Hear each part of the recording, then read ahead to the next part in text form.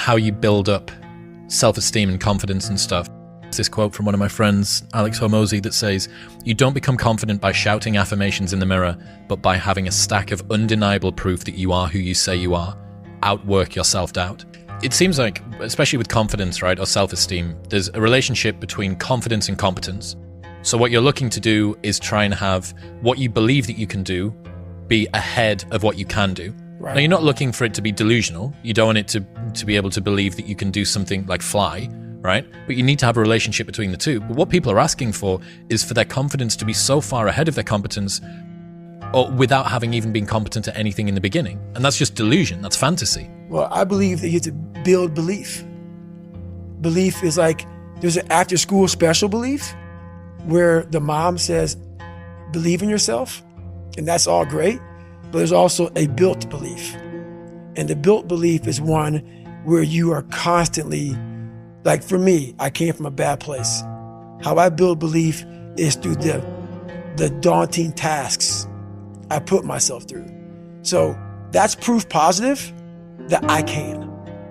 So it correlates. So the problem is most people don't trust themselves. And the reason they don't trust themselves is because they are in auto self-sabotage mode 24/7. Everything that they do, they're sabotaging themselves. No wonder you can't trust yourself. No wonder you don't have any courage. No wonder you think you're going to fail. Is because your mind is literally telling you, dude, I can't trust you. I can't trust you. So you need to start on the small wins. Start focusing on the small wins. Get groomed. Clean your room. Start hanging out with good people. Read a chapter in a book and say, I'm going to read a chapter, and you sit down and you read it. Right? I'm going to read this news article, and you sit down and you read it. I'm going to eat good food and not bad food, and you do it, and you start building trust with yourself. Trust, reputation, rapport. And then you realize, wow, I can actually do anything that I want because I trust myself to do it. So learn how to trust yourself by doing the small things right. And how you do the small things is how you do the big things. So focus on the small things. Focus on laying down the bricks. And soon, when you zoom out, you'll have a wall of China. It'll be so big, beyond comprehension, people won't be able to even understand what was built. It's because every brick that you laid was done with perfection. You don't try to build a wall.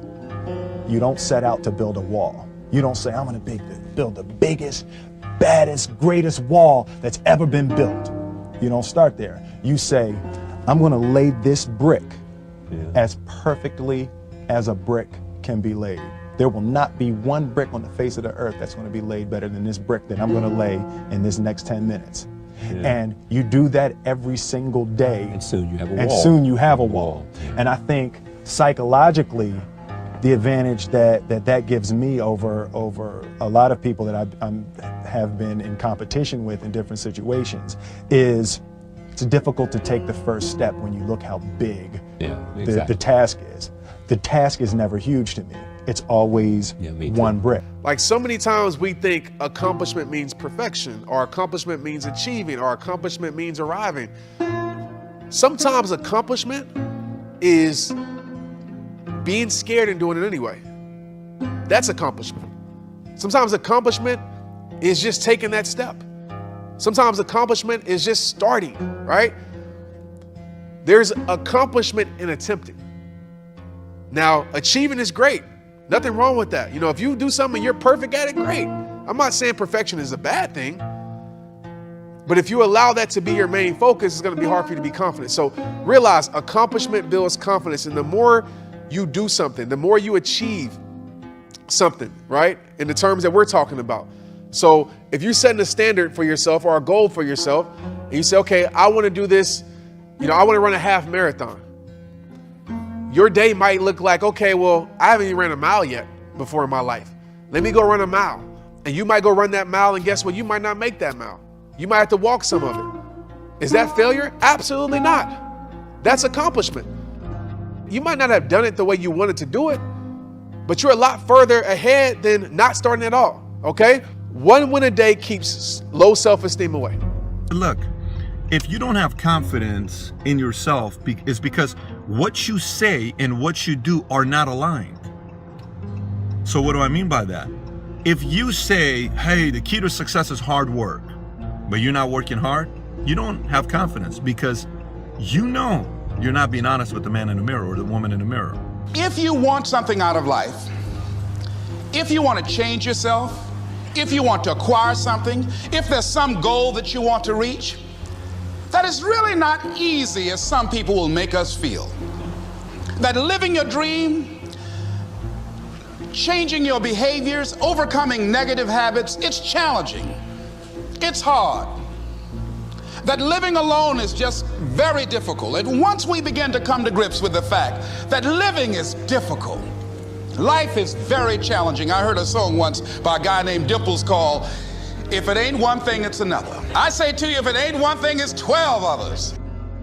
Always something. You will never ever have a problem-free moment in life. To be truly powerful, you don't have to go out there and grab things. You don't have to go prove yourself. All of it will come to you.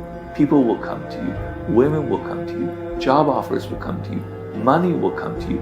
If you have this kind of inner strength, inner power that I think is the ideal for young men today in the world. True inner strength is something that's quiet and that's calm, right?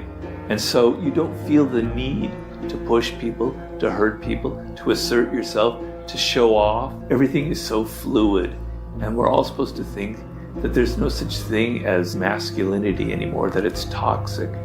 But real masculinity, that real kind of strength that I'm talking about, is not toxic at all. It is not out there to hurt people. It's not out there to dominate, to be aggressive, to push people around. It's all about an inner strength, an inner confidence that you radiate outward. And that's a beautiful, beautiful thing. And I advocate making that your ideal and making that the kind of the radar that guides you through these very difficult times. Build confidence. And how do you build confidence? To me, it's simple. You keep the promises that you make to yourself and to others. All confident people is there are people that have high reputations with themselves.